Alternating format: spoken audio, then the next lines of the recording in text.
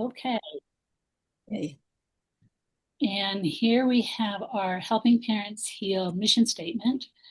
Helping Parents Heal is a nonprofit organization dedicated to assisting bereaved parents.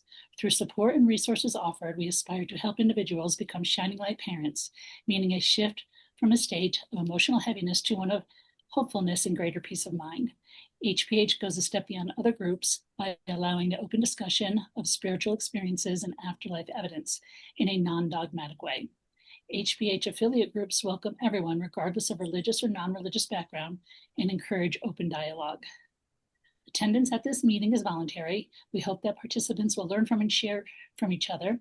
Discussions here are confidential and not designed to replace traditional therapy or spiritual counseling. Helping Parents Heal offers a wide variety of speakers, allowing parents to learn about many possible ways to heal. This includes presenters covering progressive topics such as afterlife evidence and connecting with our children who have passed. The views expressed by our guest speakers may or may not reflect the opinions of Helping Parents Heal as leaders and members. So we ask that you take from their presentation whatever may benefit you personally. And I'll go ahead now and hand it over to Rhonda, who will introduce Mitch. Hi, everyone. Thanks so much for being here tonight. I'm just going to kind of make it casual with Mitch. Mitch is one of Helping Parents Heal certified mediums on the webpage. And if you've been lucky enough, I think he's done maybe two or three Zoom gallery readings for the group. And I believe he has one next week. He's located in Arizona, and we will provide, we'll put his website on here, and then we'll also provide it tomorrow when we post this. But anyway, I just kind of want to go ahead and get started. Mitch is going to just give us a lot of information on his, where he got to be where he's at, and just connecting. And then please feel free. You can either raise your hand or put it in chat. We will allow time for questions for Mitch. So anyway, I'm going to hand it over to you, Mitch. Okay. Way to Hi, go. everybody. Hey. So I know some of you don't have your camera on, but if you do, just give me a thumbs up if you can hear me. And very, very good to meet everybody. So yeah, I've been doing channeling work for about, I don't know, 12 years now. But I really feel called. I've been working with parents. I worked in drug treatment. This work to me is so special. It's not about me being a medium at all. The real work for me is to discover that life comes with complicated territory. Life is absolutely beautiful, but it can absolutely be challenging.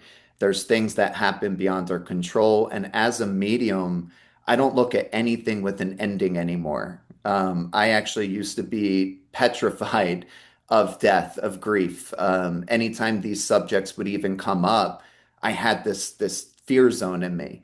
And and this is something I believe that it has become so taboo in culture, that grief can feel so lonely sometimes, because we're on such fast-paced schedules nowadays that everybody sort of puts a timestamp of when we should be over things and how we should move forward. And one thing I always remind people is this is not something we're ever going to move past.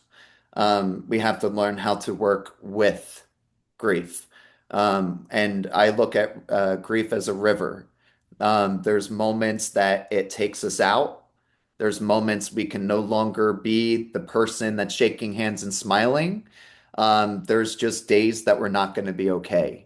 And I think that the most important aspect is learning how to give ourselves permission and how to identify when we're struggling and how to identify those things. Because as I share, and as I open, I want you to know that this gift of spirit and communing to spirit is consistently changing and evolving. And as I heal, as I change, the information that I get gets clearer and clearer. And year by year, I can view different versions of me and see my readings, how they went from being accurate to being extremely accurate. And the only difference is learning who I am and learning what my waves are when I'm in a bad mood, when I'm going through something. because that's really what blocks us. Your loved ones are right in your heart. They are the memories, they are the glue, and without memories, we don't exist. So, the easiest way for your loved ones to make contact is through the easiest way to get your attention, where it's actually through your thoughts, through your feelings. They are no longer in a body print, they are in an energetic field or the soul. So everything I'm going to share today has to do with the soul because the soul is really the aspect of ourself that's here learning, growing, but it's also the part of you that's going to continue. And as a medium, that's what I'm always in contact with, bringing in validation. Their personalities are still their personalities, and they are still very much alive. And that is the part that here we grieve a physical loss, but their soul is still thriving in and around you. So I'm going to share a little bit about my story of how I even figured out how I'm able to do this. And I ask you guys and invite you to also go inward because over time, we create what I call psychic blocks. And people get different versions of us. When we go out into the world, how your family sees you if you're in a bad mood and you're yelling at them, and then as soon as you step out the front door, hi, how are you? I'm doing great today, right? We have all these different stations that we put on to reserve our sacredness and the pain that we're going through. And so, going back to my story a little bit, and the reason I do that is because death used to be very taboo for me. I come from great parents, but they did not know how to communicate grief specifically. And when I replay that back, the first death that I experienced, my cousin, she was murdered, and she was only 17 years old. That was my aunt's only child. And I was 13 going on 14. And that was very challenging for me because we had just spent the summer with my cousin. And it was so fun. It was one of those summers that were just Florida, beach, pool, and laughter. And then about a month later, we go home and my mom gets the phone call that she was not just passed, she was taken. And so it built up so much anger in me. I had so much anger. I didn't know what to do with that anger, and I didn't know how to talk about it. Because at that age, I watched my mom scream after she got this phone call, and that was out of character for my mom to act like that. So I just remember freezing, and this is what I call a trauma response. Trauma comes in many different ways. It can come through someone being ripped away, and it can come as watching somebody passing away and we have no control. So that's still trauma. These are still imprints that our body locks up and the mind tightens up. Um, and that happens automatically. And if we're not aware of that, we think something's wrong with us. But I always remind people specifically when we're going through grief and trauma, we physiologically change, which means our body and brain's network, fight or flight, changes. So sometimes it's not something wrong with you. The body's information, the moment we think of a loved one, it's that fight or flight that the body's responding to. The body or the mind does not know what is happening right now or the past. It's just on defense. So I had to learn all of this, and I'm going to explain why this is all important as I go forward. But so watching my mom scream, and then my sister and I hid, and we listened to my mom, and that's how we trauma bonded, finding out my cousin transitioned. And my sister and I just embraced each other and cried on the stairs. And then we never got to go to the funeral. My mom thought it was a better idea for us to like heal at the house. So we never talked about it. So for me, it was the spinning territory of what happened to the people that did this. The anger had nowhere to go. So it was just me, 13-year-old Mitch, in there obsessing about it, but not talking about it. So that is very much going to change your life. So I didn't realize how that distorted my way of healing and communicating. it somehow shut me down and it disoriented me. So fast forward, I didn't even know that I had these abilities. So I was getting these panic attacks all the time. I was getting anxiety. I would be talking to somebody, and then all of a sudden I'd start shaking and sweating. And I had no idea what was happening to me. So throughout those years, I leaned on drugs, to sort of comfort and take away all my I call it my thinky thinks, where it was just so much going on that I felt like I was going crazy. Doctors were constantly trying to medicate me. They were trying to give me logics of what was happening, but nothing worked. So add that into the mix of all of this. I was having these panic attacks, anxiety. I had drug addiction going on. So that is really drug addiction is how I started to cope with life. I couldn't handle life. I was always sensitive. I always thought things. I always felt things. And no one seemed to reach soul Mitch. They reached logical Mitch, where they would give me answers that I could tell were passed down or limited. And the spirit boy in me would go, but why are we here? Why do we exist? Where do we go? And nobody really knew how to answer what I thought were very foundational questions of why our soul was printed here. So I bring that back to fast forward. No one really gave me the answers that my heart was seeking. Then my best friend died of an overdose. I never got to say goodbye to him, so that was an open territory. And then my grandmother, who was a very close ally in my life, she passed away while I was on vacation. So I started getting mad. I didn't know what I believed. I didn't know about God. I didn't know about anything. I was mad. I didn't want to live. I did not know what life was about. I started digging this depression hole that went on for many years where I said, why am I here? Why am I here to live in this suffering every day and to watch life just tick on by where everyone else seems like they got it together somehow? And, and Carmen, I'm with you. I can feel everything happening right now, and I feel very tuned to you. So please listen because that is your loved one working through you right now. Okay. Um, so, but as I was going through this, I started getting this underlined anger. I wouldn't let people too close to me. I energetically started carrying what I call psychic shields, where I would keep people far enough away because I didn't want to hurt them, but also I didn't want them to see. Sometimes I just didn't want to be bothered. So I didn't really know what I wanted. Fast forward, I had a suicidal ideation. I finally hit a point where nothing was working. I was tired of going to drug rehabs. Therapy was reaching this version of me, but I needed this version way back there to be seen. And it felt like no therapy was reaching my soul. So I sort of started get Hello. Do you want very nice? What's your up. thing? You want Um, blueberry or chocolate chip? How are you? Fine. up. All right. Somebody, it might be Abigail from what I'm All seeing. right. I'll think about it. Yeah. Okay, sure. Um, so, um, sorry guys. So as I was going through life, I stopped wanting to fight. I stopped wanting to perform. I stopped wanting to try. I didn't know what else life had for me, and I was tired of I had a decent job, but life just felt like it was dragging.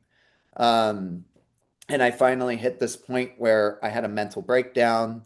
I prayed for the first time in a long time. And I was like, if there's a God, if there is anything out there that is, why would you make me like this? Why did I have to go through these things? Why can't I just why? I cried that night. I ugly cried. And that was the last thing I remembered. And again, I didn't know what I believed at that time because I was like, why would somebody make me like this to live in a space where I feel like I'm in a prison? Because I can't seem to connect to life. So that was the last thing I remember. And a well-known medium from my area in New Jersey when I lived there, this was the next day after I prayed and I asked for help. And anybody that knows that depth of depression or suicide ideation, it's like you're putting it out there like I'm done. And literally within a 24-hour period, a well-known medium was walking past me, and I knew what kind of work she did. So I would always get nervous. And I'm like, oh, she's going to read all my bad stuff, you know? So I was trying to like, and she came around the corner at my work and I was going outside. So I was like, and I tried to like dodge her. And as soon as she walked past me, she's like, I need to talk to you. And I turned around and she got like this close to me and she just started saying, you have anxiety, don't you? You have, and she started naming out of all the therapy, she finally started to speak. I felt my soul, my body was shaking, but some part of me was going, I understand you. Yes, I understand you. And she's like, everything's going to change for you, honey. What you have going on in there, you need to learn how to talk to it because right now you're letting it defeat you, like break you down. And I'm like, and she didn't say you're a medium or anything like that. She just said you need to learn who you are. And I was like, she's like, the angels are with you, but you're going to have to figure that one out. She's like, nobody can give you this. She said, you have to find your own healing. And it was something that something lit me. And I looked her in the eyes and I just remember it was like I was looking at an angel. You know, she just carried this presence of purity and she just said things so clear. And there was no walking around it. It was just like, here's what you need to do, boy. And, you know, and I just said, thank you. And it was the first time in life I felt like somebody saw good in me. So I started dropping the shields a little bit. And just like that, I noticed how consciously what we're holding, whether we're conscious of it or not, is influencing our reality. And that is very real. Grief has its station, but we have to be very, very delicate with grief and our movements because we can also safeguard ourselves, and that protection can turn into harm too, where we isolate too far in and block out too far out. And I will get into that. But fast forward from that experience, I started doing mindfulness because all these beautiful teachers that inspired me, they all said, if you can't figure out your own mind, how can you find your loved ones in the field? And I went, what? And that really rang true to me because we're all like clocks in there. You know, we have schedules, we have other things that we're doing. There's a lot of functions passing through our thoughts. So it's really hard for our loved ones who work through signals to get our attention. I like to say a lot of times we're not either not aware or it's that simple we think that we're making it up or overlooking it. Like spirit is that it's such a fine line that with my whole heart will say they're not here to talk to me or any medium. They're around you. They are in you. They are part of your soul. They are you. Okay, they that will be with you through every foundation of your journey. Okay, it can't go anywhere. Love cannot die. And that is the number one message that I've learned is we're here to learn love. And that's why when things get hard, we think of our loved ones because that thread can't go anywhere. It's a language, and it's your sacred language. And that is yours forever. Okay. No matter how bad it gets, no matter how confusing it gets, love comes with that territory of pain and suffering and also joy, love, memory. It can't live without the other. Okay. Um, Fast forward, another medium came into my work. I was already broken open a little bit. But this lady, she doesn't do the work for a living, but she would always talk about God and angels. And she's like, they're around you. She's like, why would anybody be forgotten? You know, and I went, so I'd always hear her and I'd see her give messages like from a mother that crossed over, kids. And it always intrigued me because coworkers would be like, yo, that lady, they called her the lady.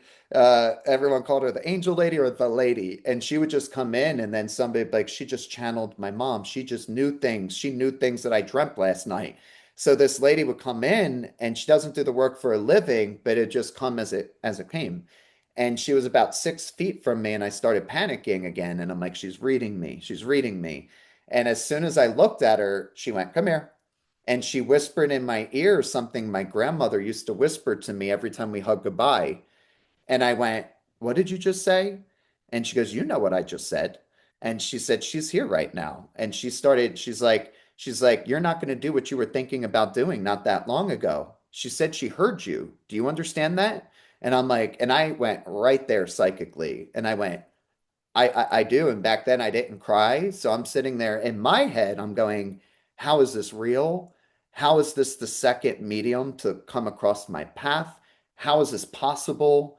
I just prayed and knew nothing. And now this is like happening like this. So she said a lot.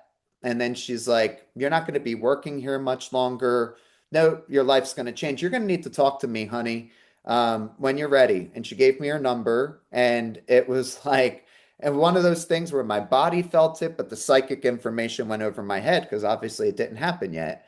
And in her words, you know, and I always say, if anything doesn't relate, just pass it on.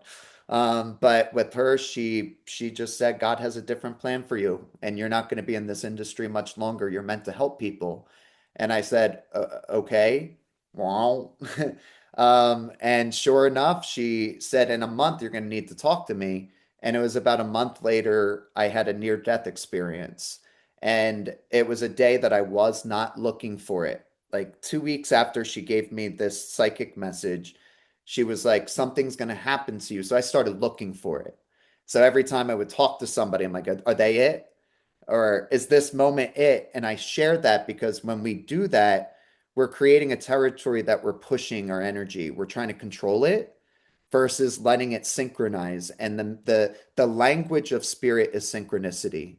When we're watching the synchronicities play out through things we thought about and then people talk about it, that is how your loved ones generate the fields around you to let you know when they are around, to give you I call it a wink, a kiss from heaven, or just a little message to let you know, like, hey, mom, dad, brothers, you know, I am still part of your world. You know, I am still existing with you. So, um, so it was about a month later, and I had a near-death experience. I actually, if anybody doesn't know what that is, my eyes open or shut, I left my body.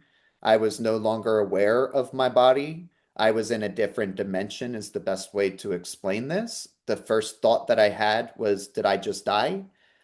And I everything felt clear. There was no fear in me. There was no fear at all. I felt complete peace. And then I sort of surrendered into that. And then I noticed, like, okay, where am I then? And as soon as I thought that question, it was the last time I needed to think anything. Everything was shown to me beyond what I can even explain. It's like the spirit world knows us more than we know ourselves. I know it sounds crazy, but they were showing me things I forgot about. And then as soon as they would show me it, I'm like, I remember that. That's crazy. Like I don't even remember that. But they right away generated, and it was my grandmother. I could sense her, all of her memories, everything that made my grandmother love to me was flooding through and being remembered. And they were showing me memories are the glue. Without memories, we don't exist. It's the memories that hold the value of the love, and that is the container of love. That is how we create love, and that is how love creates a field. And every person here will answer what love to them is in their own sense, but everyone will have a different memory or a different way that they relate to love, their children, their parents, because everyone has a unique story. And so love comes in many, many different ways. So they showed me that. They brought me through my eyes, and I knew I was in the presence of what I call a being or an angel. And they were bringing me through my eyes and showing me how time doesn't exist. I went through like a time portal. They brought me back to like 6 years old, showed me things that played out as if it was happening again. But instead of 6-year-old Mitch being in there, it was me being the observer of 6-year-old Mitch. And they were showing me how there was always a God force or a force around us guiding life, but we had free will to exist in that and for those things to play out. And then they showed it was like a psychic surgery. They would bring me through my eyes and say, do you remember this? And one time I got made fun of going to a public school, and they showed me that moment and how I was so embarrassed because my first day at school, kids turned around and made fun of me. And they were making fun of my clothes, my hair. And from that day on, I became obsessed about image. and what was popular. And they showed me through my eyes how many faces of people that I either hurt or pushed away because that one moment scarred me. And in turn, I scarred others trying to protect myself. So they were showing me how these territories are sacred. And each of us has our own territory of grief, anger, pain, confusion, but also love, again, joy, happiness, all the things that bring, there's always a balance in life. So a lot happened in all of that, but I came back from this experience and it was as if that did not happen. I came back, it felt like I was in there for hours. And when I came out of this experience, it was only a couple of minutes our time. And everyone thought I went crazy because I was like, it's real. Our loved ones, they're okay. They can talk to us. They gave me visions of my dad. I should have an older brother. He passed away at childbirth. And my dad did something, and I repeated it to my dad after I had this vision, and he was freaked out. He was like,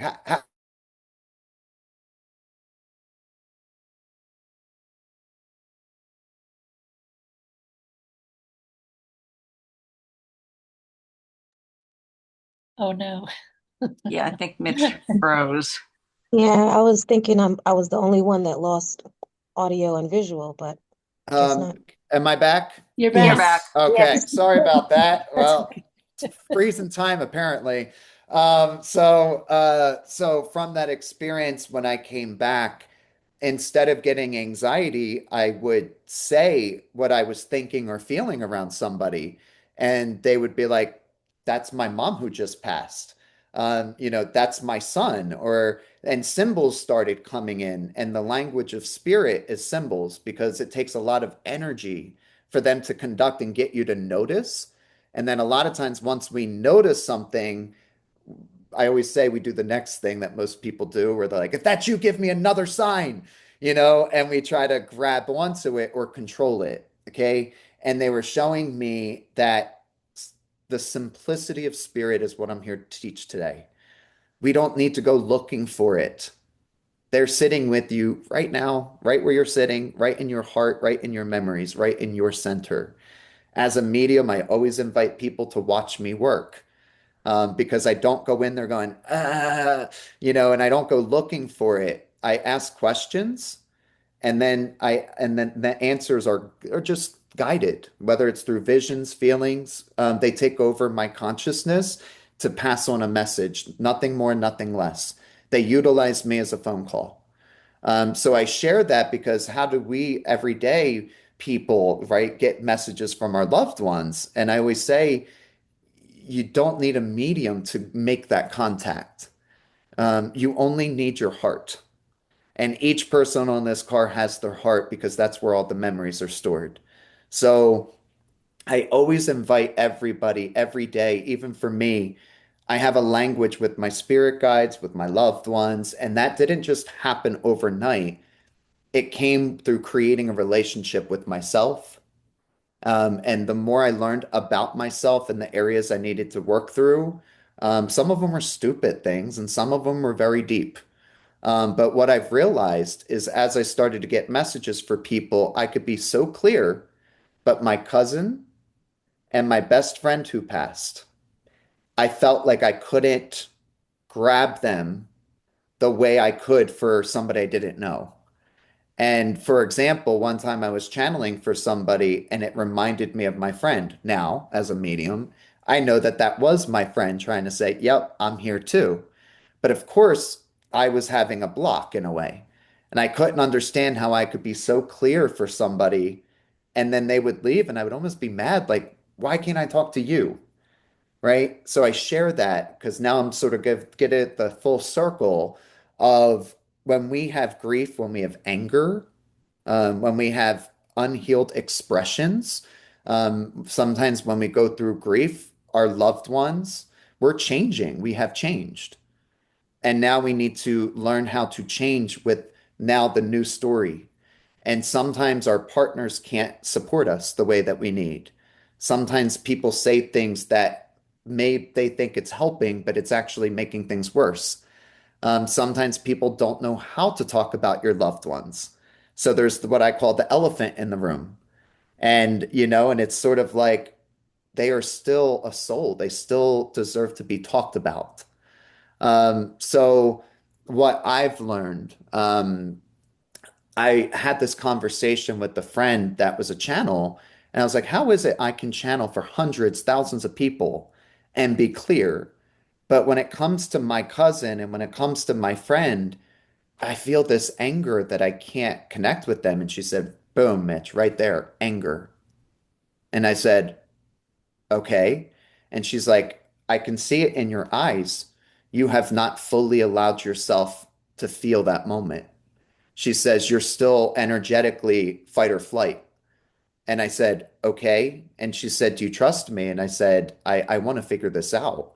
And she said, then walk with me. And she's like, if you get uncomfortable, she's like, that's okay. We're opening up expression.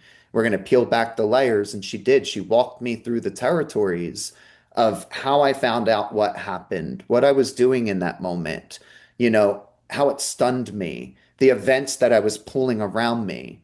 And what I've realized is that I was so grateful for her because she helped me revisit a zone I didn't want to go back to. But since she helped me revisit that zone, I got to replay where my trauma knots were. And what I've realized is my body was in fight or flight. And it was scared. I was scared. So what I've realized is that she helped me to get to that pinpoint position. And I saw the moment I found out something happened to my cousin, I was scared for my mom because of how she screamed. And because I was 13, I was like at that age where I understood, but also didn't. And that day on, I made a commitment to myself somehow, because sometimes we grab things and they're coiled, so it's hard to distort or to work through our distortions of what is still truth and what is something that needs to be unwound to revisit. And what I found was I was still 13-year-old Mitch in there, still playing that fight event.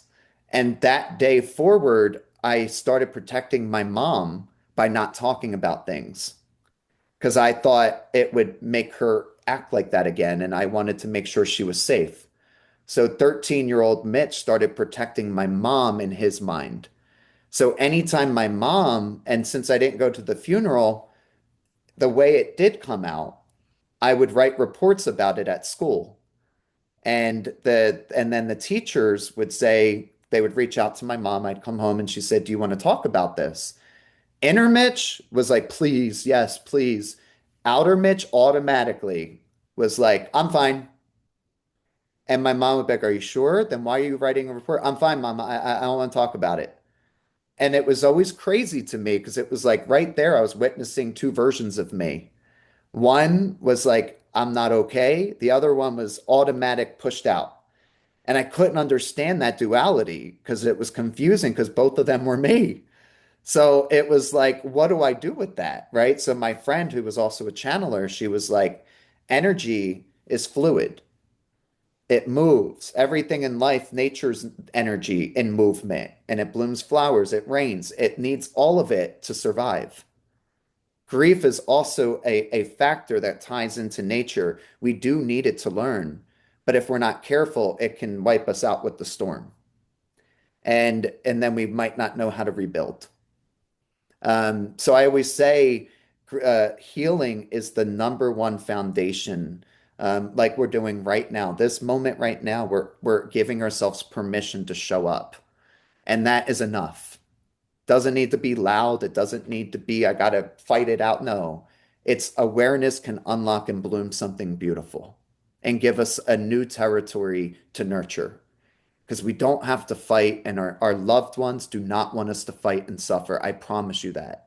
That is one thing I can promise. I've channeled for celebrities to people off the streets, but spirit to me is all the same. They all want us to return to love here and to make sure that we still live a good life. My best friend, I found out the same thing. My friend got me there. And because I had guilt, because I was using drugs when he passed away, I made a commitment to myself that I would stop going to see his family because I was bad news. And instead of allowing them to be around me, I blocked them from my life. And then they had all these questions. Where did Mitch go? Why isn't he around anymore? And it was my own fears. So I always say if people just disappeared, try to be in their view, because I promise you a lot of times it's because they're afraid and they don't know how to deal with it. So they're running on their terms. So I always say it's so important to hold the people around us. And if they're not meeting us where we need them, maybe take a step back, take a breath, and maybe try to access how they work. How do they communicate? And how are they acting? Because if we take a higher perspective, a lot of times we can see that they're scared, that they don't know how. And that's been a master teacher for me, is a lot of times we don't know how. When we get hit with something that just tears you apart, it doesn't matter what people say sometimes. We need that time and space to really receive and transform and transmute what we've just experienced. So, what I've realized after I talked out everything with my friend, just like that, spirit started coming through and they let me know loud and clear that they were okay. And then I do want to get questions in here. So I'm going to share this one last part and then I am yours. But my best friend, the way he did show me that he's not just alive, he showed me how he works on the other side. And he's like, and he broke it down step by step. Like he was like, I don't eat anymore. I don't need to sleep. So he was like, look at me as a light being. He says, I'm a solar being, I'm a energy being. And anyway, the day I sort of had this breakthrough, it wasn't long after that. Spirit sends me on missions, I call it.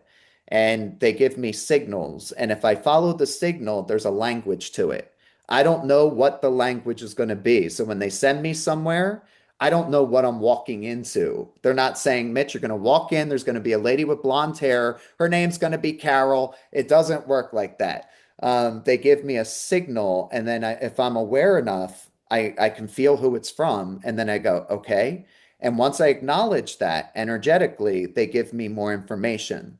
So in this experience, my radar, I was driving home. That's where I was going. That was my day. I had just gotten done the gym, so I was clear. So you also have to know where you're clear and where you're not, because that's usually also a radar where you can explore more of your psychic realm or when your loved ones are dropping in. Because remember, they're dropping in with a signal, which is like a wave. And a lot of times they're going to use memories because memories is the easiest way for them to tap you and to say, I'm here, I love you, I'm here. But a lot of times we dismiss it or we're just like, I miss you, click. And we continue doing what we're doing instead of acknowledging like they actually just were trying to tap in like a phone call. So I got the hit. It was a Starbucks. It was like 10 minutes out of my way, but I saw it clear as day where I needed to park. So I get there, I park where I need to park. I walk in and I ask the question, who is this for? I'm like, and my friend's name was Brandon. So I was like, Brandon, is there somebody here? Like, why'd you bring me here? I looked around like a radar. Normally, someone would stand out. And I'm like, okay, I got to walk up to them. That did not happen. So I walked in. I said, okay, why am I here? Nothing. I get my coffee, nothing. So now I'm like, why am I here? So I stand out front and I'm sipping my coffee out front. And I was like, Brandon, I'm about to leave. Why did you bring me here? I know I'm here for a reason. Right at that point, I had a vision of his mom driving a white car. So I went, you want me to go stop by their house? That's how I interpreted it. As soon as I thought that, I felt that a lady behind me, she got in the car parallel behind me. She leaves. I see from the corner of my eye a white car pulls in. And I turn around and I'm like, no. And it's my friend's mom. And she was like, Mitch. And I was like, thank you, thank you. So I already felt him going, here we go. So then I'm like, do I tell her I'm a medium? Like, I'm in my head going, she knows me as Mitch. Do I tell her I'm a medium? Like, so, and my instinct went, she needs to be with Mitch, not the medium. And I said, okay. So I let him, I said, then Brandon, I said, you do the work. So she sat down and I thought she was going to be like, where have you been? No, everything I built up in my mind, we hugged it out, we cried it out, and we talked for hours. I watched him conduct everything, but the real magic, all of it was magic. But the most beautiful thing that happened I always thank spirit. Even after this talk, I will sit in prayer for a moment and just say thank you to my guides. Thank you to my loved ones, those I felt, those that I know are there that I did not witness. Thank you for being with me. Thank you for being a bridge. And I always do that. So I did that. And just like that, prior to this, I couldn't feel my friend. Just like that, he came back in like he was there all along. And he's like, Mitch, I heard his voice loud as day. Can I show you something? And I said, yeah. And I'm just sitting there. People are walking by. They have no idea this is all happening inside. And I was sipping, and like all of a sudden, he was like, Mitch, I want to show you how I got you and my mom together. And he said, Mitch, you're a medium. He said, I knew the moment I sent the signal you were going to go. He said, you weren't the one I was worried about. He said, it's my mom that I was worried about. And he said, I knew the moment she thought of me, she would break down in tears and get upset. And she wouldn't have the clarity per se that you had to be like, hey, go. He said, I had to work through my mom differently. And he broke it down. He said, Mitch, I had to wait until you were driving right where you were located. He said, because everything over here, it's like math. He said, I knew time when you needed to go, like a signal.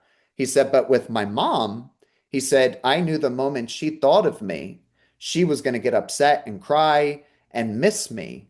So he said that's what she did. He played it in my mind, how he worked. And then I saw her crying in her car, and she told me that.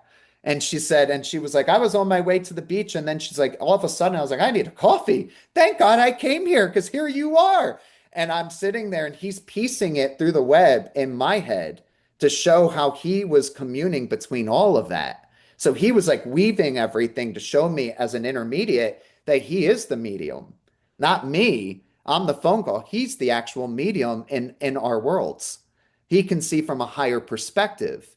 And then all of a sudden he was like, Mitch, he said, I knew my mom at that point was going to go to that same Starbucks, but the kicker was, he said, I was working through your mind and my mom's mind at the same time.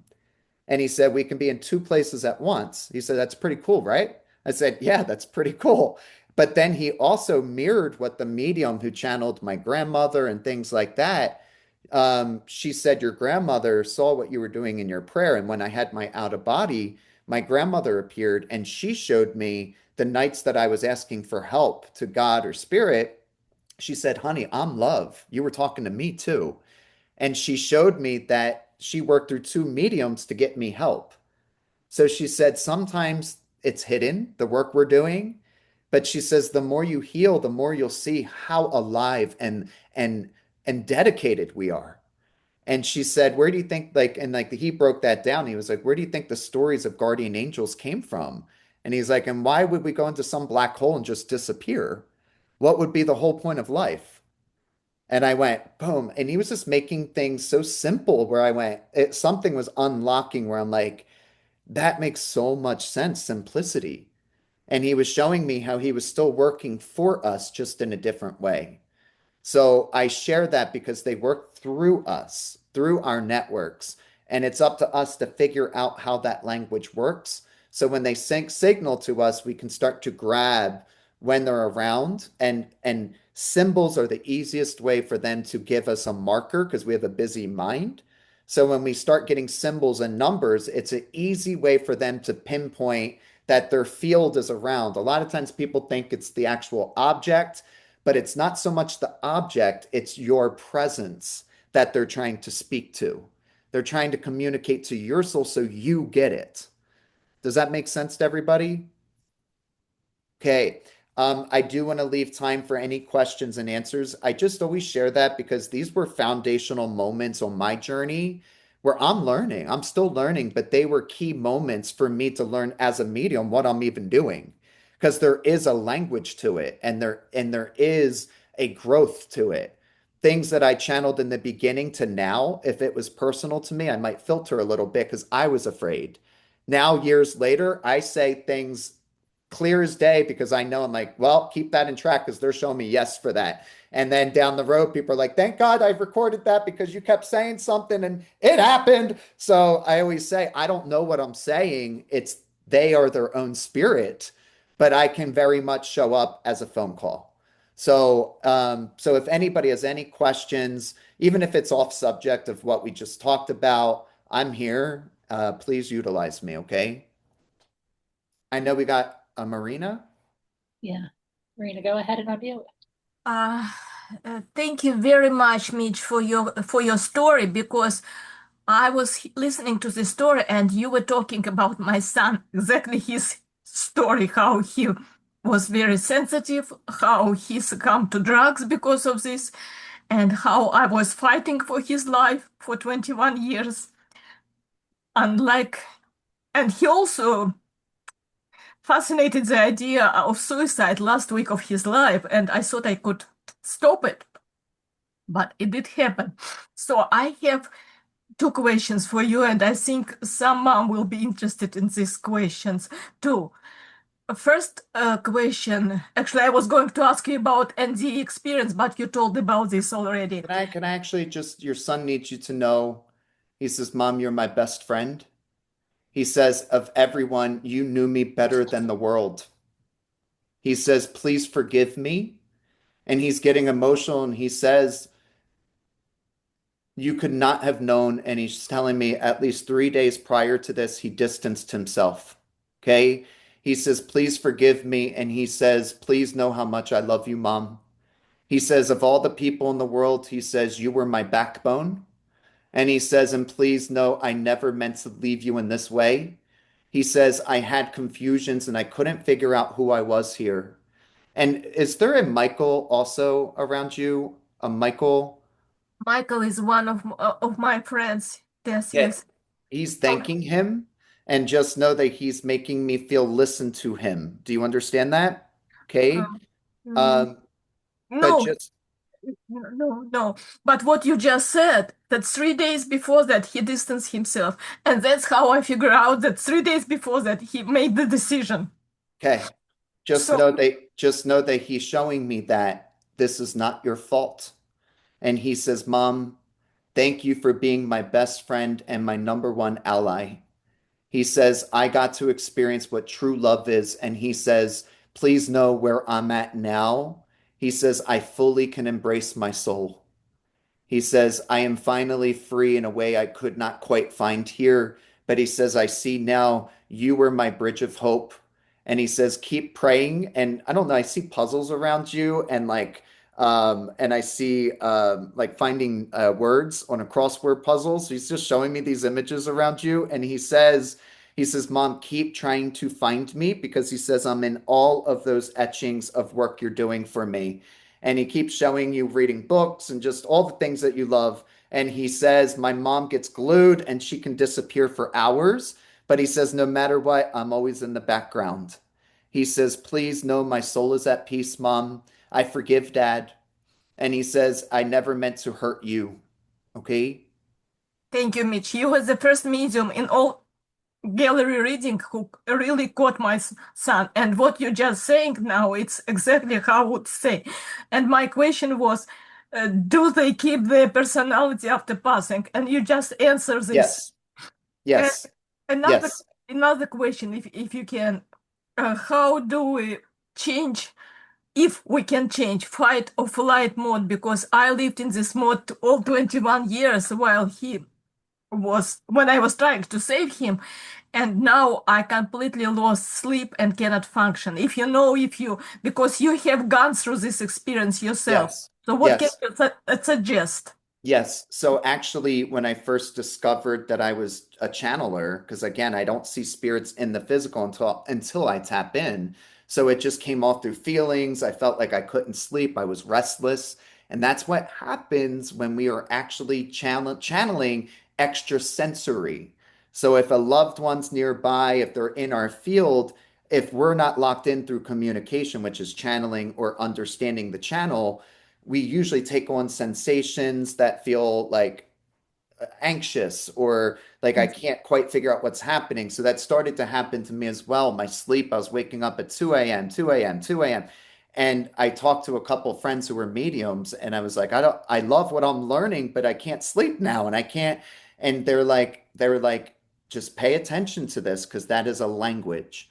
When you can't sleep, when you can't, there is a language being developed, but we also need to learn how to set boundaries and make sure that we're taking care of our body, mind, and spirit first. Okay. Otherwise, we can't channel, we can't be there for anybody. So we always got to make sure that we are taking care of our vessel, our mind, our body, and our soul. Okay. And with that, I learned boundaries and I also learned to talk out to myself or out loud, however you wish to do it, because spirit is living. And it doesn't matter if it's your loved one, your guides, we can set foundations in our space. And you can always say, I want a good night's sleep, but I still want to be able to communicate to you. And so, what I would recommend is before going to sleep, if you feel anxious at all, meditation and breath work are great ways to find ways to relax the mind and body. But I would recommend intuitive journaling. It gives you a moment, and that's actually how I figured out I was actually talking to loved ones. Because a medium was like, you need a very basic foundation. Don't think you need to go into something and it shows up right away. She says, like anything, like riding a bike and anything, you have to learn the steps of you and the movement like a cat. If you get a cat for the first time, it's a whole different species, but you learn a language. You learn how to communicate to the cat, and after a while, you guys are best friends. So it's the same thing in the spirit world. Look at it as an entity, like it is your loved one, but you have to pierce through a different veil. So, you have to learn a psychic energy versus seeing, for example. You have to I learn don't how to think feel. I'm claircognizant. I feel I think I hear There. in my mind, So but that would about make boundaries, I don't know how to set boundaries. Okay, and that could be energetic. You can say, I want to make sure I get a good night's sleep. I want to make sure that, and again, spirit is living. Okay, I always say the living spirit, they are still alive. Okay, and when we cross over, we're still alive. Our body stays, but our soul, which is an energetic living presence, personalities, memories come with us. Okay, so that is your soul. Okay, so we're really working on the soul, and the soul listens to you because it's you. So right before we go into sleep, and if you feel any type of threat of like, "Ooh, I felt this last night and I couldn't sleep," do intuitive writing and make it sacred. I light a candle. I have an altar over here where I do intuitive writing. A lot of times my loved ones come in that way. They give me messages and I'll think it's nonsense. I'll write down things. I'm like, I have no idea what that even means. And then sure enough, throughout the day or the next day, it happens. And that's how I figured out. That's how I started to pierce that boundary that I had of, is this real or is it me making it up? And a friend was like, do intuitive writing because it helps you to find a center point. It's like a meditative center. And what I've realized is that when I would write before bed and then I would do it first thing in the morning, and I set times like in the morning, 9 o'clock in the morning after I had my coffee, I would sit down and I would say, I ask my spirit guides to step forward and teach me how to communicate to you. And at first, it's odd because you start writing and then you get into that, am I making this up or not? And it's great to have those questions because even as a medium, I had to learn that territory too. I had to learn where I was at and then when spirit was trying to move through me. Okay. And again, we're all mediums. Every single one of us is a medium. We're all energetic soul beings. So anything that this guy can do right here, you all can master and do these things as well. Okay. But one of the things I learned is like one time, for example, I wrote 12 o'clock, girl that's going to have blonde hair. And then I wrote Auburn and it all was random things. I went to work that day and the girl comes up to me. She's like, Mitch, your next client's running late. You're 12 o'clock. And I went, and for whatever reason, they flash things to you, like link it. So I went, oh, I wrote that down. And I kept the paper in the car because I felt like a weirdo bringing it into work. So I kept it in the car and I was like, oh, click, I wrote that down. The client comes in, tall blonde girl. And I was like, oh, weird. I wrote that down too. And then she comes up to me and she's like, I'm so sorry. I just came from Auburn. And I went, did you just say Auburn? And she goes, yeah. I'm like, I wrote this down. And she's like, what are you talking about, you weirdo? Like, what do you mean you wrote this down? And I was like, I don't know. I had to write it down and now it's making sense. And I probably seemed like a crazy. So I got the paper and I showed her. I was like, look, I wrote this all down.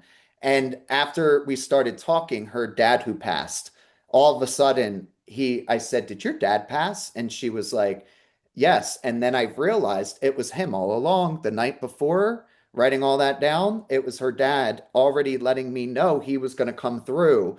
At that time, I didn't know that. Then that day, click, I just discovered a print that spirit can use through me to let me know how to utilize their space because they are wanting to talk to all of us. Like the only reason mediums exist is because your loved ones want to commune to you. So, so keep that in mind. Always keep that in mind. It is not about the medium. It is about you. Do Okay? you do you teach this intuitive writing? Do you have classes?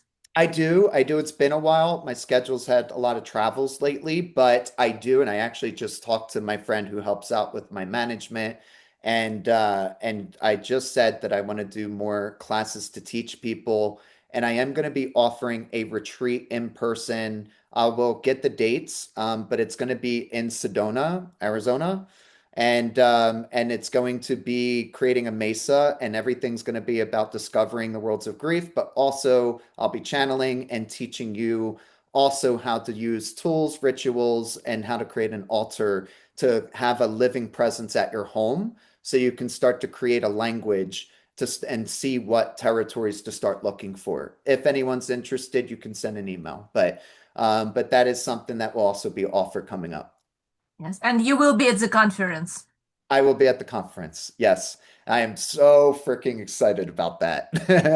Thank you so Yeah. much. Yeah. Thank you. Yeah, Mitch, I have a question from Chelsea. This is a good question. How long did it take you to become confident in your medium channeling? A while, a while. And that's why I tell you, even though for me it was like riding a bike, even though I could discover, like, wow, this is real, there were very real fears in me too. What are people going to think? Do I keep this private? Do I share it? The first time I channeled with somebody who had a murder happen, I was still in the territory of like, I still didn't have that breakthrough with my cousin. So the first time that came through, I was afraid to say it because of my own fear. And I kept seeing murder in my channel, but I was afraid to actually say it out loud. And my thought was, what if you're wrong? Right? So she's saying, and then I was like, did he get, I'm looking at his back anyway. I pinpointed what happened to him, and she's like, my son was murdered. And I was like, and right away, as soon as she said it, right there, never again did I doubt what I was getting. Because I saw right then and there that was a me thing, not spirit. That was my own personal block. So right there, it never happened again. So even if it sounded crazy, I started to say it because I realized, okay, Mitch, if they're talking to me, it's not what I want it to be. They're going to talk to me like how we talk here. What, Mom? What you doing over there? Right? We talk, and then you're like, what did you just say? Oh, well, did you hear that Stacy? Right? We talk. But it's the same thing from the other side because they sometimes will drop things in for your future. I can't even tell you how many times they've dropped thing in readings where they're giving me future stuff, and then the person's like, "Oh my God, you kept saying that date," and I kept saying no. I re-listened to it. Guess what? My other daughter had a baby that day, and so I never know. And I kept saying in the reading, for example, new birth, but I keep saying this date, and the lady's no. And that was one of the first times an email came back, and she highlighted that point of the reading. And she's like, you were so confident, Mitch, and thank you for being so confident. Because something in me said I had to go back to that reading and go, he kept saying a date and he was so strong about something he was getting. And she said, Mitch, that made me believe that my son is alive more than anything. Because she was like, you kept repeating something and she kept saying no. She said a year later, I went back to go listen to it. And she said it was that piece of information that blew my mind. And she was like, so what I've learned is that sometimes when they're printing stuff through us, we're not meant to get it right away. They might be giving us something that has not happened yet. And that's even more powerful sometimes because then they're going to link something that you literally communicated. So, like, you're like, what? And then it sounds weird. But then as time goes on, it plays out and you're like, oh my gosh, like they already knew that this event was coming. And it just, to me, that's so powerful because they are still in our lens of reality. They may be existing in a different thread of having different knowledge as well, but they are still very much a part of our language, our life, and they want to be. They want to be. I hope that answered your question. I know I sort of.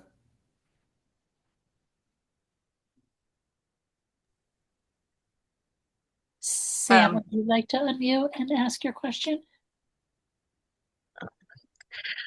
Do you have any suggestions for like getting over the fear? I guess I feel like I am connected to my son, and sometimes things feel very clear, but like to take it to the next level, I'm almost have this fear that if I ask something or do something and it doesn't happen, that even though I know that that doesn't mean that he's not there, that it would be a me thing, I feel like that will make me think everything that's happened up to this point was not real or something. Sure. And just give yourself space. Okay, this is all part of the healing. I challenge things too. There's times where I shut down and I'm like, no, I'm done, spirit, and it's like there's just going to be periods that we need to integrate. And there's going to be periods that you're angry, but it will never take away what is true and real. And one thing I've learned about spirit is, that is true and real, but sometimes, and again, I always use that word, sometimes in pain, we don't realize that we're trying to control something. And, does that make sense? Because, like you were saying, if I ask this and it doesn't happen, it can Right. take away all of it. And I always invite that into view and think about where was that power taken away prior to that moment, even before they transitioned. Where did you feel that you did not have power? Where do you feel like that you didn't have control? And again, I might be talking like, oh, well, why is he mentioning that? But remember, spirit is our whole thread, our whole story, Right. not just when they transitioned. So sometimes on the other side, they may be helping us heal a wound that comes from family traditions. They see something in you now where they're like, oh, mom, I now see what you're carrying. And they might try to influence your life to get you to see something bigger because they're okay. I promise you that. Oh yeah, and I mean I fully feel like I understand all that and I don't question Okay. things and I don't feel like I have anger. I do think it's like a me thing. Like yeah, I can't really access exactly what that is. Okay. So Yeah. what I would invite you to do is first be gentle with yourself. Yeah. Okay. And remember the best vibration for spirit is to also be playful. Right. Okay. Which joy is a big thing. Joy, Yeah. playfulness. Like, don't take it so serious. And I know it's easier said than done, Right. but especially when we're learning a different language, it can be frustrating. And of course, I mean, who doesn't have expectations, right? Right. We all have some type of expectation. But I always take a step back and just remember, it's just like if we have a bad day, does that mean that no good days happened? Okay, that's a very good way to say that. Yeah, thank you. Yeah. That helped. And again, sometimes when we're going through, I call it territories, time disappears. So what we think was like a week, a loved one might come up to you and be like, no, you haven't come to a family function in 6 months. Right. And that's happened to me, I know, and in the past. And then I'd be like, I thought it was like a week. And they're like, Mitch, no, it's been months, and then I'm like, whoa. And so just keep that in mind, when we're grieving, it is a sacred territory. And it's fragile, it's delicate, it's beautiful, and it's messy. It's all of those things because we can't control it. Right. But what we can do is learn how to dance with it. And there's even times that I have to cancel appointments because, like I currently just found out two of my good friends, their cancer returned, and it's something beyond my control. So even as a channel and as a seer, sometimes I see things I don't want to see. So, it comes with a very sacred territory. And when I can't control something, there's another thing that I've learned is this thing that I'm not great at, but I do it is surrender. And in surrender, even in my readings, that's where I get the clearest messages. is when I don't know. There's times I go into readings and I feel blank and I'm like, oh, I know they're going to show up, but the human in me is Right. like, guys, where are you? And right before I go in, I feel blank sometimes. And then I go in and sometimes they're the best readings because I went in sort of like, oh, I don't know. And then I just trust and then it Right. flows out. So does that answer? Yeah, it does answer me, and I appreciate that. And I also want to say I had a reading with you, I don't know, a year and a half ago, and I transcribed, like wrote down every single word, and that okay has been the best gift I've ever received. So thank you for that. Thank you. Your child did that, not me. You see, like that is not me, but I thank you for trusting me to be the conduit for your son. Okay? Thank you. Okay. Thank you. And we're a little bit past time. Mitch, do you have a couple more minutes for this I last do. two? Yes, I do. Okay, Yes. Go thank you. ahead, Lyra, if you want to unmute. If you've got your hand up. Are you talking to Carmen? Oh, sorry, I think you're talking to me. It's a Yeah, Farah. yeah. Oh, Uh-huh. okay. Yes. So I had a question. This is my second meeting with a medium, and I feel like when I get on the calls, like I'm waiting for somebody to say something, well, the medium to say something about my son, but this has happened to me the first meeting as well as the second. This one is my second meeting that I'm attending, and my son didn't come through the medium as he was, reading for other people, but he came through directly to me. I Beautiful. could hear him. Like it was so strong. I started crying, both times. So like the the first one, my son and I used to say this thing to each other. He transitioned at 14 and a half years old due to suicide. And we used to do this thing where we'd say, I'd say best son ever, and he'd say best mommy ever. So that was our thing. And I was waiting, just to see if he would come through the medium. But then, I could hear him so clear as day in my head, like best mommy ever, best mommy ever. And he kept saying it over and over again. And I just broke down in tears. And then even today, our thing was You Are My Sunshine. That was our song, You Are My Sunshine, My Only Sunshine.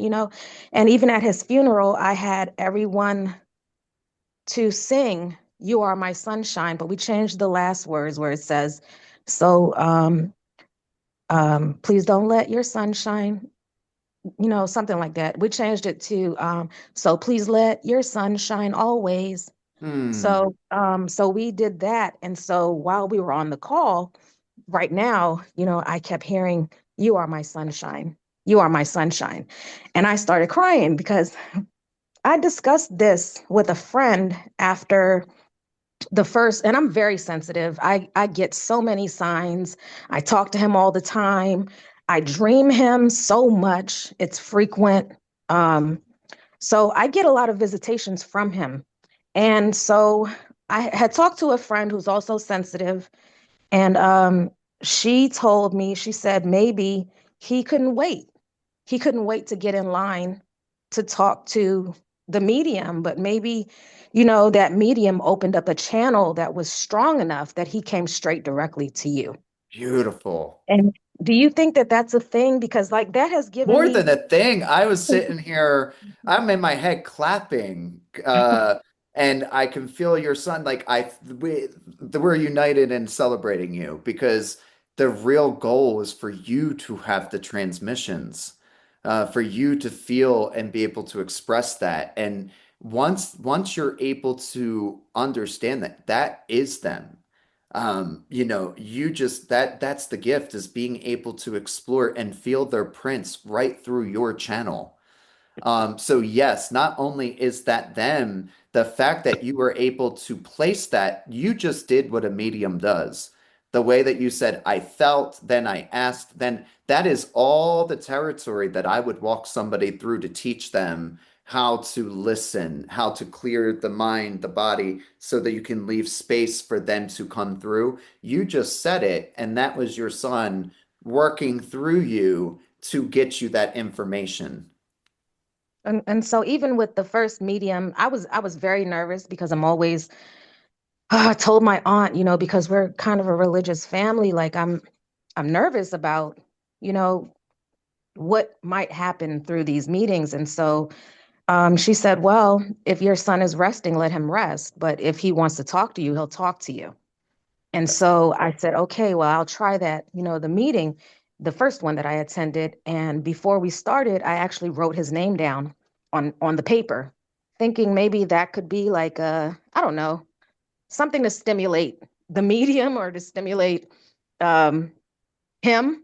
So I yeah. just wrote his name down on the paper and I was like just waiting to hear something about my son. But instead, I heard it in my head, like from And him. that, so in your head, that is clairaudience. So you just like that is one of the clairs, but that is, I would keep, what I would recommend to you is to just go online and Google books on how to connect to your angels, your guides, and just see what book you're guided to. But they're great ways to just read something and explore in your own time. But the fact that you already opened up a network that is them, and I always play this back to people too, because I can read scripture and things now. And honestly, I can relate to things I read in the past now as a channel versus before. And an example would be the kingdom of heaven is within. So, so everything that we can contact is within. And that's one example, but I mirror that because, I believe that he was talking to what we would call the Holy Spirit. I just say spirit, but understanding that we can commune to the afterlife. And again, anything I talk about, please, if I don't say I know anything, I just throughout the years, just things start to web and things I read make sense now as the channel because I'm like, oh, that's what they were actually trying to say. So again, that's my perspective. That's how things have come to me. But just know I was raised going to church, so I had to go through layers of is this okay? But it was something wired into me. I didn't have a choice. I was having panic attacks, anxiety. And then these two Right. mediums spoke and they used the word God. They spoke to angels. And the one medium that channeled my grandmother, she doesn't do this work for a living, but she had the Blessed Mother with two angels appear to her when she was a child. And her mom was standing right next to her. And she says, Mom, she's here. And the mom kept saying, What are you talking about, sweetie? There's no one there. And she had this whole experience. And then after that, she was able to predict things. And she knew when her grandmother was going to cross over. She said, Mom, I see something around her. Is she sick? And she goes, Honey, she's not sick. And she said, But angels are around her. And sure enough, her mother ended up transitioning within 24 hours. So she had these abilities that came through a vision and they carried with her her whole life. And, so again, I always say, any beliefs that you have, hold that as sacred. That's your sacred connection. But what I've learned is that the living spirit is the best way that I found to not just communicate, but it makes sense to me that spirit would give us a way to communicate to a knowledge of also where we're going to transfer to. And to my understanding, the soul is the bridge. We're already connected to that network. So all the answers that we're looking for of where we go are actually inside. That's what I always tell people. Thank you, Mitch. And Carmen, would you like to unmute and ask a question? Thank you. Um, Thank you, Mitch, this for sharing your personal story with us. It was really, I felt a strong connection to it because my daughter was 17 when she passed, and her brother was 13. So the years kind of connected to your story. And when she passed, we were all, her dad and her brother and I, were all in our home. And she went into cardiac arrest, and her dad and I went to the emergency room, and we left our son at the house. And there's this, well, I do have guilt from that. I mean, we didn't know what we didn't, we didn't know what was going to happen. We certainly didn't think it was going to end the way it did. Um, but when you talked about yourself through your journey as a 13-year-old, it just, so much of it sounds like my son. He's now 19, but he went through like he didn't talk about things. He didn't want to get any kind of help. He always did really well in school, and we thought he, was doing very well. Um, and like you, his response is good, good, good. um he's 19 now, and he's got some stuff going on, and now he is just started in therapy and such, which I'm very glad for. But I'm just wondering, if you have, what would be your advice to a parent, to a mom, to that child, the living child? um, what could your parents, your mom have said or done that might have helped you along your path? He knows kind of like I'm involved in this kind of stuff. His dad's always kind of been not kind of an atheist. Um, so Oh, and we're not together anymore. thanks. So I would recommend what I've learned, and I've even had I literally just had a group a couple weeks, maybe a week ago, and the group asked, they're like, "Can we have two children come in?" And I said, I listened, and I said, "Yeah, I feel like this will be okay." And I've had that in groups before, and both their children, when things started to come through, they chipped open and and one of the kids was 12, and Spirit was able to highlight things that he was going through, and he said things that the mom afterwards she's like, I knew he was struggling, but I had no idea. She's like, he was so far gone that, like, she's like, I had no idea any of that was happening. So what I've learned and what I always express is, first off, just remember, you showing up in love, even if you're being a pain or whatever you think you're doing, that is, trust me, they are going to hold that. They are going to remember that. And what I've learned is that that is so sacred. So keep doing that. But the other aspect would be, think outside the box. Everyone's always thinking right away therapy or like through the checks. But try to think of your son, and think of, okay, he's struggling now, but what are some moments in their life where you were able to meet them? Okay, what station was that in? What was happening around you? And try to revisit, try to re-explore who they are. Because just like you, they're changing. But in a mother role, you're trying to protect too. So there can be, and good manners and good hope, sometimes we can overpower, overbond, or we become afraid, because we don't want to overstep, overpush. But it's also important to try to reach that territory. And as a mom, that can be challenging because usually moms, dads, they get the fight or flight from, especially siblings that are also grieving. So what I would recommend is asking permission from your loved ones to start to bring in communications and say, I don't care what you believe, I don't care, but this is important to all of us that we remember them.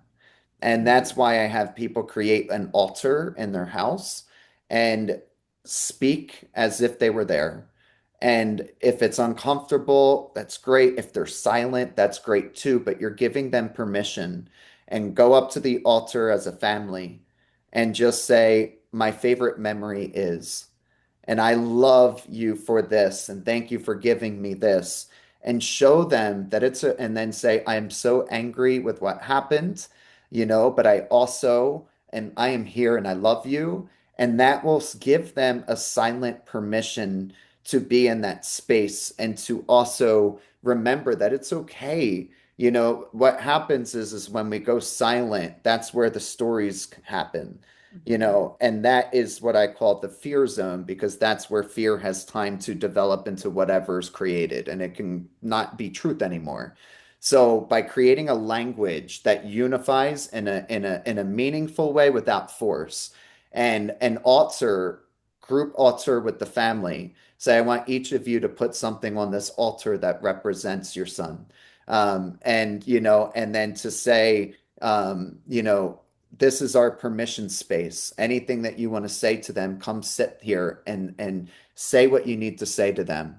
And again, it's just giving permission. So you know how like when we're saying something to somebody directly, they can become defensive. But when we're doing something in a meaningful way that reaches in the middle, but also is reaching a language such as grief, right, and loss, that is a language that you're all sharing. And everybody grieves differently. Even though that you're a mother, you could be sitting there needing to cry every day. But then your son might be crying in his room or when he's alone in his car, and around you, he might be trying to be strong. So we have to look at all aspects, okay? And it's not that they don't care. Everyone has their own way of dealing with grief and handling it. So we need to find a new language, and that language is grief. And I would invite grief in a gentle way, and that gives permission for everybody to share what you're all feeling in your own way, but you may have to be the one to direct it because if they're not stepping in to get help, if they're not opening themselves up, you're in this battle alone and you're in a certain way. So as you grow, you can be changing, wisdom can be coming in, you can be having all these magical moments of your grief and finding out how to explore it. But what can be challenging is the people around us that aren't growing with us. And then that can be even further away that we feel because we're starting to heal. We're starting to maybe go into territories that we didn't know grief were going to bring us in. And we go into family dynamics, things that are patterns of the family. And then, so it can go really deep. But we need to gently invite people in, and in their own permission, they will join, and it leaves space for them to maybe say one thing, and your son may that day just say one thing meaningful, and it's enough for you as a mom to say that's where he's at. Yeah. So, and that gives you a base point where language, because we got to create a new language, and grief is its own language. So, life is a language. We have to learn life, but grief is a language too.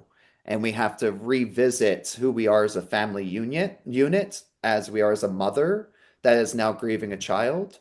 And these are territories that nobody has the right answer. Everybody has their own unique way and journey that they have to weave and find the medicine again, and what brings them joy and what they need. We all have needs, and we all need to make sure that we're not trying to people please or not step on anyone's toes. We need to make sure that we're bold in our approach. And I promise you, at first, even if there's resistance, the deeper you grow, if they see that you're healing in some way, there's going to be eyes on you.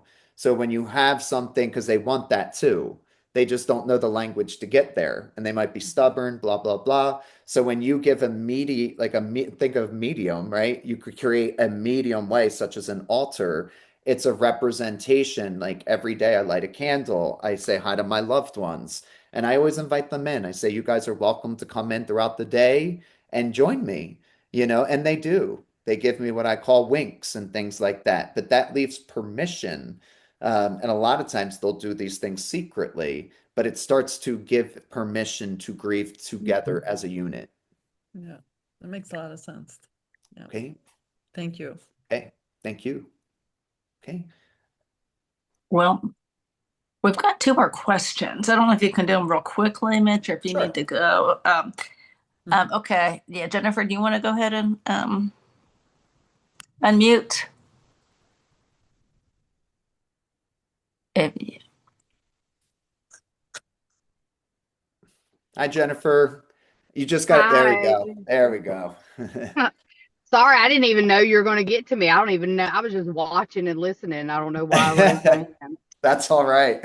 My only question, I mean, Monday was a year that I lost my son, and I have signs from him galore. It is, I never believed in that kind of stuff before, and there's things that happen that is just so unexplainable.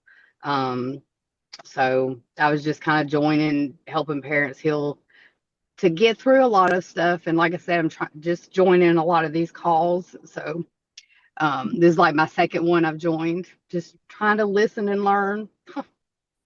And I thank So I you. really And didn't have a question.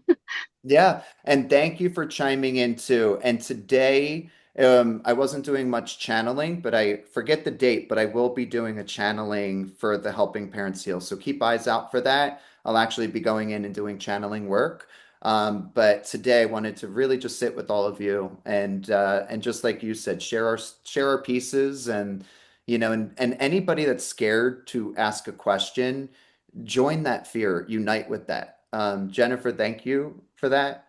Thank And for you. anybody else, we all have fear zones, but I promise you, if you feel fear and you're shaky, if you can, just invite it in and allow yourself to ask questions, because I promise you there's medicine in that. Okay. Thank you. Thank you. Nadia, did you have a quick question? Yes, hello. No, just I want to share regarding the grief of the siblings.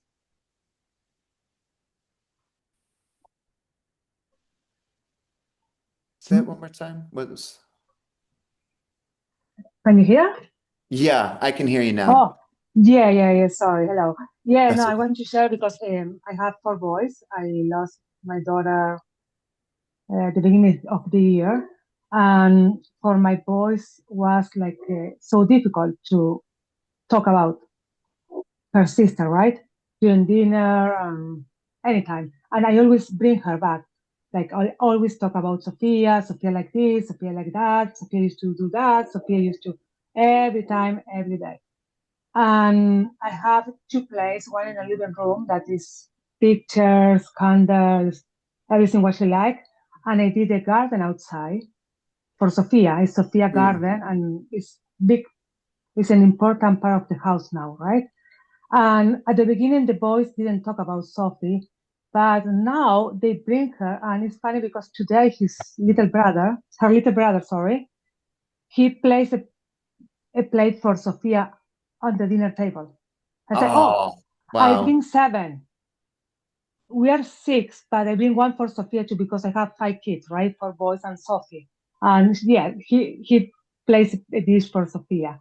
And Mm. another day I was with the oldest one in the elevator going to the 36th floor to the main floor, and we were stopping every single floor, and someone was coming in or coming out. And at one point, we stopped, and nobody come in or come out, and the elevator was full. And I say, "Oh, that is Sophia." My son started to laugh. He took it so good, and I was so surprised that he was like saying, "Oh yes, for sure was Sophia that one."